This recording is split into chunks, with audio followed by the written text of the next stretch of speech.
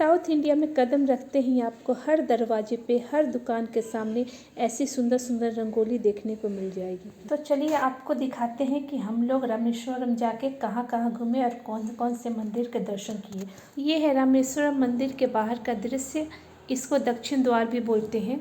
मुख्य द्वार से दर्शन करने जाते हैं और निकलते समय वापस दक्षिण द्वार से आना पड़ता है। फिर उसके बाद हम लोग गए पंचमुखी हनुमान जी के दर्शन करने।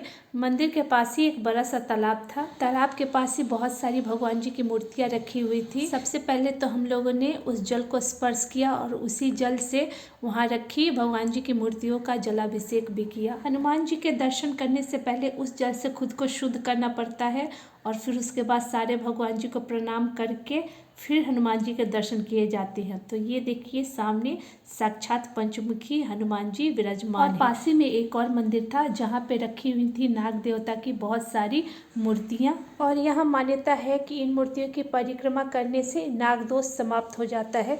तो हम लोगों ने भी 5 बार परिक्रमा की। फिर उसके बाद हम लोग गए नटराज मंदिर के दर्शन करने। ये मंदिर सच में बहुत सुंदर था। द्वार पे ही 2 बहुत बड़े बड़े हाथी की मूर्ति थी और सामने भगवान नटराज विराजमान थे। ये मंदिर एकदम मेन रोड पे पड़ता है। कहीं से भी आते जाते इस मंदिर के दर्शन हो जाते हैं। साउथ इंडिया में इतने सारे मंदिर है कि आप कितने दिनों का भी ट्रिप बनाओ तो भी पूरे मंदिर के दर्शन नहीं कर सकते, कुछ ना कुछ तो छूट ही जाएगा। और मंदिर इतने बड़े बड़े और सुंदर कि पूछो मत, लगता था कि जैसे हम लोग स्वर्ग में ही आ गए हैं। अगर आप घूमने निकलो तो हर 500 मीटर पे 2-3 मंदिर तो देखने को मिल ही जाएंगे। हम लोगों ने तो बस में बैठ के ही कितने सारे मंदिर के दर्शन कर लिए। जैसे ये मंदिर हम लोगों ने बस में बैठ के ही देखा। उसके बाद हम लोग पहुँचे धनुषकोडी और ये नज़ारा है धनुषकोडी का। इस जगह को the last land of India भी बोलते हैं।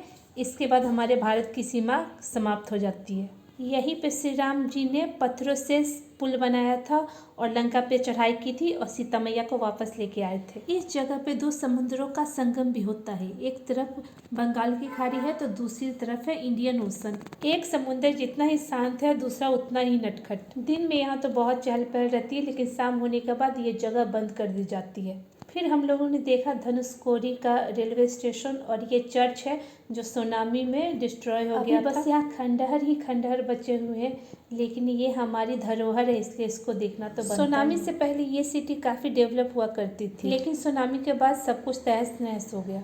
हर समय यहाँ भीड़ बहुत होती है, सब लोग इस खंडहर को देखने आते हैं। यहाँ पास में ही एक और जगह है जिसको घोस्ट टाउन के नाम से जानते हैं। अब वहाँ भी बस खंडहर ही बचे हुए हैं। आप अगर इस जगह पे घूमने जाओ तो अपने साथ खाने पीने की कुछ चीज़ें ज़रूर लेके जाओ क्योंकि यहाँ पे सी फूड और फ्रूट्स के अलावा कुछ भी नहीं मिलता और यहाँ पे चीज़ें बहुत ही महंगी मिलती हैं। और यहाँ प्यास भी बहुत लगती है इसलिए अपने साथ पानी ज़रूर लेके जाए और बॉटल प्लास्टिक की ना हो, मेटल की हो, नहीं तो फाइन लग जाएगा क्योंकि प्लास्टिक की बॉटल यहाँ पे बैन है। घूमने फिरने के बाद हमें भी लग गई थी बहुत ही ज़ोरों से भूख।